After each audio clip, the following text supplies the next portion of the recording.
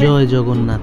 হ্যাঁ, আজকের দিনটা এইভাবেই শুরু করলাম। শুভ সন্ধ্যা, সকলকে আমার ইউটিউব চ্যানেলে আবার স্বাগত জানাচ্ছি।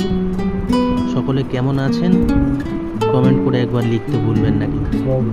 হ্যাঁ, আজকে আমার চ্যানেলের মাধ্যমে আপনাদের কাছে পৌঁছে দিচ্ছি কিছুদিন আগে বারুইপুর রাসমাঠে যে রথের মেলা আয়োজিত হলো তার ক্ষুদ্রাতি ক্ষুদ্র কিছু অংশ।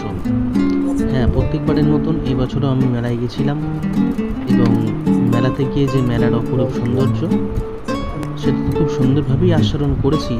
পাশাপাশি আমার চ্যানেলের ভিউয়ার যারা আছেন প্রত্যেকের জন্যেই সেই স্বাদ একটু করে সকলে যাতে পান তার জন্যেই আমার চ্যানেলের মাধ্যমে এই ছোট্ট একটা প্রচেষ্টা।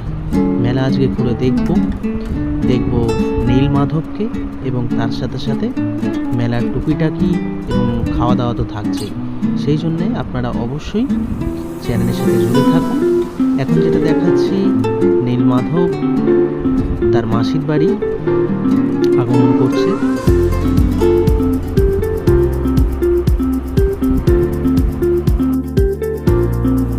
এবং নীল মাধবের সেই অপরূপ দর্শন আপনাদের সকলের সাথে আমি শেয়ার করে নিচ্ছি।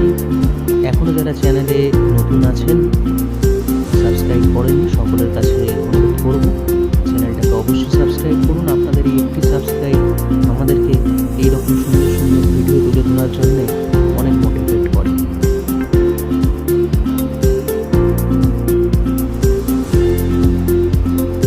এইভাবেই প্রতি বছর বারুইপুর রাসমাঠে আমরা মিলিত হই, যেখানে রথ পূর্ণিমা উপলক্ষে প্রচুর মানুষের সমাগম হয়। শুধু বারুইপুর নয়, বারুইপুর তথা সারা দক্ষিণ চব্বিশ পরগনা জেলার এবং আমাদের জেলার বাইরেও অন্যান্য যে সমস্ত জেলা থেকে কম বেশি কিন্তু মানুষ এসেই থাকে। দেখতেই পাচ্ছেন মেলার সৌন্দর্য কেমন ভিড় হয়েছে, দেখতেই পাচ্ছেন যথেষ্ট বেশি পরিমাণে লোক ছিল। এত ঝড় বৃষ্টি হওয়া সত্ত্বেও কিন্তু মানুষের মনের মধ্যে নীল মাধবের প্রতি যে ভক্তি তার কিন্তু একটু অভাব নেই। আপনারা দেখতে থাকুন, সাথে থাকুন, পাশে থাকুন এবং চ্যানেলকে অবশ্যই সাবস্ক্রাইব করুন।